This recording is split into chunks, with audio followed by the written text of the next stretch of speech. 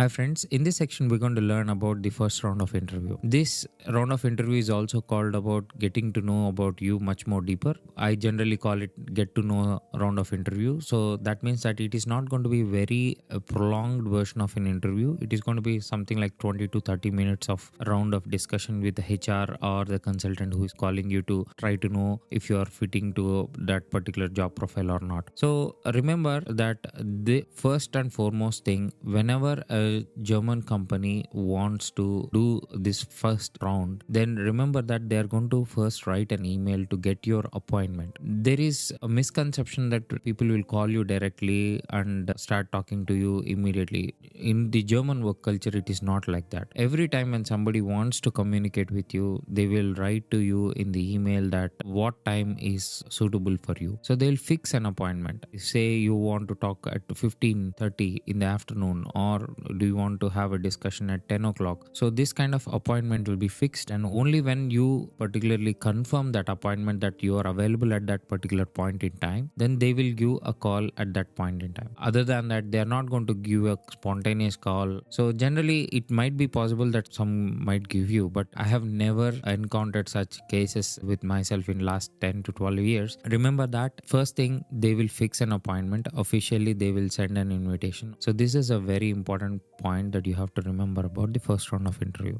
The next point that you have to understand is that this first round of interview is going to happen in a particular format. The first thing is that the person who is calling you, or the consultant or the HR, will introduce himself and he will thank you for taking this appointment, and then he will explain a little bit about the background of the company and also try to explain about the job, why and for what profile they are recruiting. This is a formal way of starting the interview, and always the employers introduce themselves first and then they will jump into asking the details about the candidate. Remember that this is going to be first. If somebody is not doing it, don't get surprised, but generally be patient to listen to that person and understand from their point of view, understand from their side about the introduction to the company. And also you should have already done some kind of due diligence about the company. Remember that whenever they fix an interview, it gives you an opportunity to research about the company, research about the location, cost of living there, what can be the salary that you might be willing to ask. All that things you can do research. This is an advantage. If you get a cold calling, then this kind of small research is never possible. And that's the reason why it's a good thing that they fix an appointment and they call you. And if somebody calls you suddenly at some point in time and just say, okay, what is the salary expectation, then you can tell, let's fix an appointment and let's talk about this in detail. So that's a very polite way to tell that, okay, I'm in the middle of work, so can we fix an appointment for tomorrow or day after tomorrow and discuss on this topic in detail. So this is a very formal approach to do that. Then the second step is going to be the introduction about yourself. So they will ask you, tell me a little bit about yourself. Don't go ahead and tell a 15 to 20 minute long introduction. Don't go into every small detail about your career. Don't do that. Give your career highlights, and especially if the person who is calling you is a HR or a consultant, then tell about where you have worked and what roles and responsibilities you have worked and how many people you have led, or with how many people you have worked, what are the star projects you have worked. Highlight them and give a little bit background about. So keep at least, tell me about yourself part to 5 minutes or 6 minutes, not more than that. So write a certain highlight points and practice it for yourself. This is very important. A lot of people underestimate this point about practicing the tell me about yourself part. Actually, sometimes even miss some important points and miss the communication flow. That is very important. Why I always tell them practice it, or just make a highlight and try to practice it when you're going for a walk outside. Just carry that paper, look at and speak outside. So when you speak out, your pronunciation is going to be good. You will be very confident in expressing the same words again for any interviewer. This is very important. The next part is about, they have a lot of questions which are not clear from your CV or your covering letter part. So what are those questions? The first one is going to be, what is the salary expectation? The questions what I'm speaking might not be in the same order, but remember, these are the important questions, are generally framed or generally discussed in the first interview. So what is the salary expectation? So So remember that you would have already figured out what is the salary you want to ask for this employer because of location, because of the importance of that role, or because of your background or whatever reason. So when you put that in front of the HR consultant or HR, remember also tell that, okay, this is the salary that I'm expecting, and whenever you say that, I'm also open for a discussion on this topic if needed. So keep this point very clear. That tells them that you are flexible and you are ready to negotiate about the salary. So it is not final, but you are ready to negotiate if there is any, and you are also able to talk about any further bonus components or whatever it is. Then the second important question: why are you willing to relocate to Germany? This is a very general question that pops up in the first round of interview, but remember there is a real background of asking, so what is the real motivation? You have US, you have Canada, you have Australia, New Zealand, Singapore, or a lot of other countries which are already having the same kind of opportunities, or English speaking countries and all those things. But why are you particularly looking at Germany? So this is where they are looking at what is the positive thing that you are looking into Germany, and what are the benefits, what are the synergies you are looking at. When I'm talking about benefits, it's not about the social system, it's also about the kind of ecosystem of the industry here. Manufacturing industry is very strong in Germany. Then you can be coming from a particular industry sector which caters to manufacturing industry, or you might be catering to some other technology field which is strong in Germany. So do some research on that and tell that this industry is top in Germany and this company is already pioneer in this particular industry, and I'm looking out for opportunities in Germany particularly because there is a strong work culture and a very good employee friendly rules. And then tell about why you think these strengths are going to be helpful for your career, especially in terms of German industry landscape, how it is going to benefit for your career. And if you have any relatives like your sister or brother or somebody who is already working in Germany,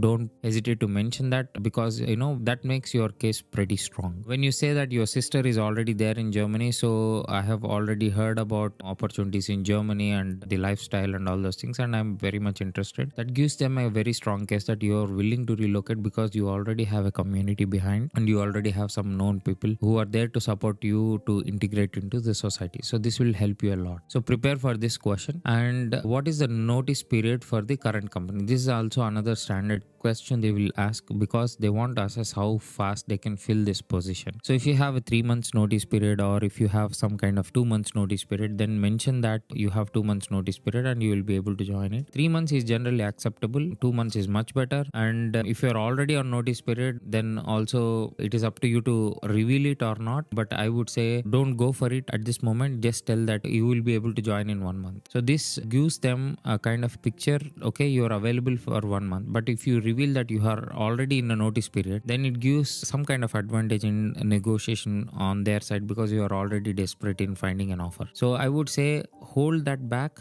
and tell them that you will be able to join in a month, even though if you have 2 or 3 months of notice period as per your contract, but you have already cut that 2 months already and 1 month is where you want to join a new job. Keep it very clear. Then another question is, when can you join the company if you are given an offer? So this is another standard question, pretty similar to the earlier one, but I can tell you why this question is asked is because depending on the company, they are looking at how eager are you to join this company, how fast you can move things. This is with regards to the visa processing, and this is with regards to your family, how fast they can actually change things to relocate to Germany and start with a new job. So these are the things in the background why they are asking these questions. Now, when can you join the company is something clear based on the notice period. So you have to start the answer based on the offer letter.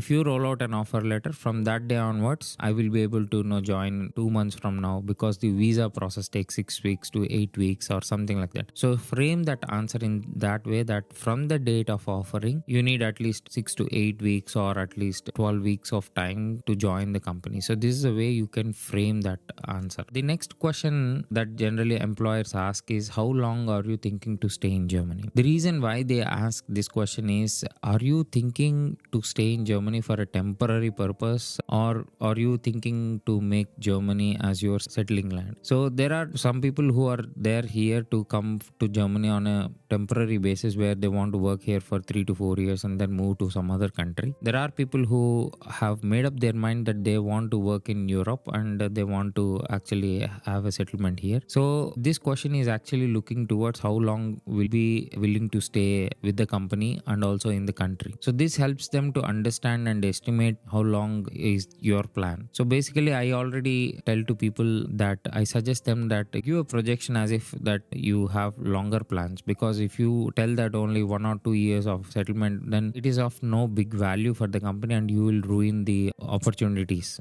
So that's the reason why I always tell to people that project a long term picture for them, so that your relocation is going to be for long term purposes and it's not for the temporary basis. And it is a very important question, and it is actually looking at the thought process behind your applications to German employers. So please be very careful in this regards and then answer this accordingly. Then the another very common question that comes in is about the family background. So basically when you're telling about yourself, there is a family background that you can tell, and you might not be also introducing it in the first part. In that case, employer will also be interested in that case. Are you married? How many kids do you have? The reason why they are asking is because if you have kids, naturally when you move to a country, the relocation is not that easy when the kids are actually going to school. So in case if your kids are going to school in India or some other country where they are studying 3rd or 4th or 5th standards and more advanced standards, then obviously they understand that it is hard to relocate. But in that case, you have to have made up your mind saying that okay, we're going to make our kids future further into that country rather than here. So in that case, you have to also express that viewpoint to the employer, saying that my kid also wants to do his studies further in Germany and my wife also wants to pursue her career in Germany. And in this way, the employer is getting more clear input saying that okay, it is not just you, your family is ready to relocate. And this helps them to understand that it is a long-term plan and it is a very serious plan. If you are not able to support this, and if you are single, then obviously there is no need to give a background about it because you don't have a family. But you can also tell that your parents are going to be in India or something like that. But for those people who have a family and who have kids, then it is better to tell the narrative in such a way that why you want to relocate and how your wife sees it and how your kids are going to benefit out of this. Do some groundwork on that and work on these questions. These are the very important questions that most frequently asked in the first round of interview. And once this round is clear for them, then obviously the next step is to arrange for a technical round of interview with another person in the team, and then you will be involved in a technical round of discussions. So in the next round, I will talk about technical round of discussions and also the managerial round of discussions, and I'll tell you some important aspects of how to prepare for those kind of interviews and how to also prepare for the managerial round of interviews. So until then, thank you.